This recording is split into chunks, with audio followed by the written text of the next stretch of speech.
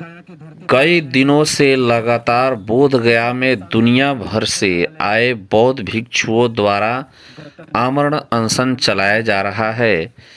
इस आमरण अनशन का उद्देश्य क्या है?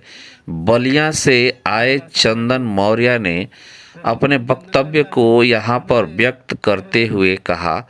आइए जानते हैं कि उन्होंने क्या कहा। वंदन करता हूँ, यहाँ पर आए सभी भक्तों को भी चरण वंदन करता हूँ।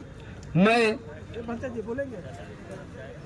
कल से यहाँ गया में और इस धरना स्थल पर हम लोग आए हैं। हम बलिया से 3 लोग आए हैं।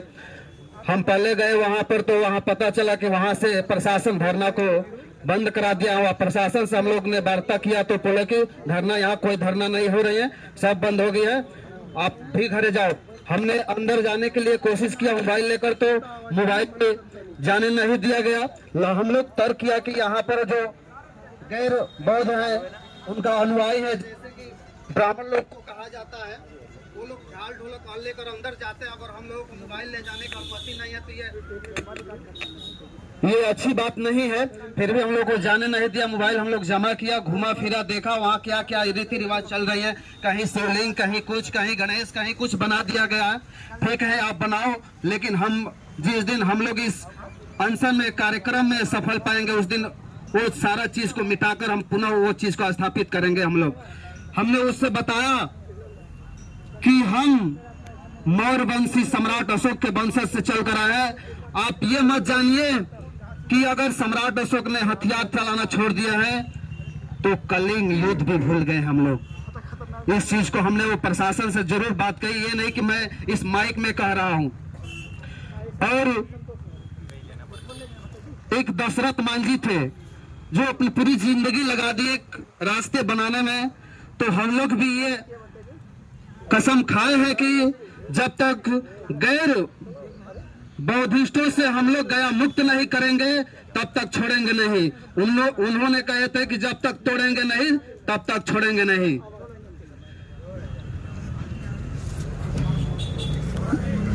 अब धरना, वो प्रशासन समझ रही कि धरना बंद हो गया है, तुम्हारे डर से हम लोग धरना बंद करने वाले नहीं है। ये अनिश्चितकालीन धरना चलेगी जब तक आप बिहार के सरकार यहाँ घुटना नहीं टेकती है, ये 1949 के एक्ट को खत्म नहीं करती है, ये काला कानून को खत्म नहीं करती है, तब तक हम लोग ये धरना जारी रखेंगे।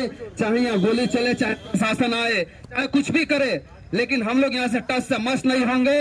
और प्रशासन से, बिहार प्रशासन से मैं जरूर अनुमति एक चाहूंगा, रिक्वेस्ट चाहूंगा कि जैसे आपने लाइटिंग, शौचालय का व्यवस्था किया है, आप हम लोगों के लिए या प्रोटेक्ट की व्यवस्था करें। क्या पता रात में कोई अनहोनी हो जाए हम लोगों के साथ। अगर ये हमारी बात नीतीश सरकार, हमारे मौर्य वंशी के सम्राट चौधरी, अगर आप तक आवाज जा रही है तो इस पर अमल कीजिएगा।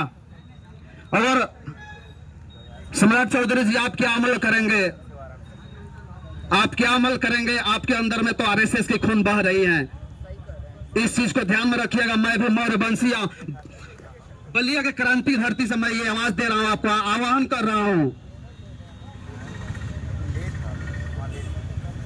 तो ये मत सोचो कि हम लोग डरे हैं।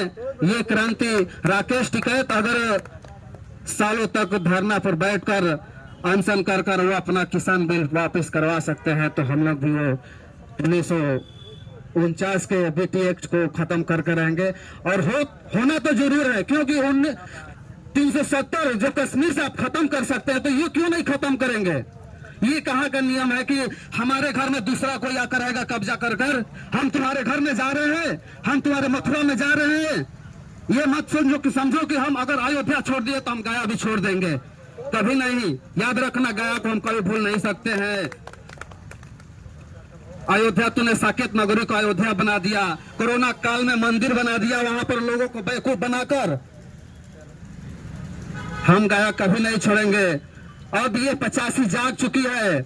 और मैं एक और संदेश देना चाहूंगा कि जो भी हमारे समाज के, खास समाज के हमारे घर में अपने बैठे हैं, वो निकले, अपने इतिहास जानने की कोशिश करे, अपने इतिहास खोजे कि हमारी असलियत इतिहास क्या है। ये छोटे छोटे चैनल, छोटे छोटे मोबाइल, सोशल मीडिया के जरिए मैं अपने समाज से बार बार पुनः आग्रह कर रहा हूँ, आग्रह करूंगा, रिक्वेस्ट करूंगा कि आप अपना इतिहास जानिए, अपने बच्चों को इतिहास बताइए कि असली इतिहास क्या है। अगर आप इतिहास नहीं बताएंगे तो आप समझो कि आप वही जात बनेंगे कि लात खाते रहिए, पिटते रहिए, आप उन लोगों को गुलामी करते रहेंगे। ज्यादा कुछ नहीं कहते हुए मैं अपने वाणी को विराम देता हूं। जय भीम, जय संविधान, जय विज्ञान।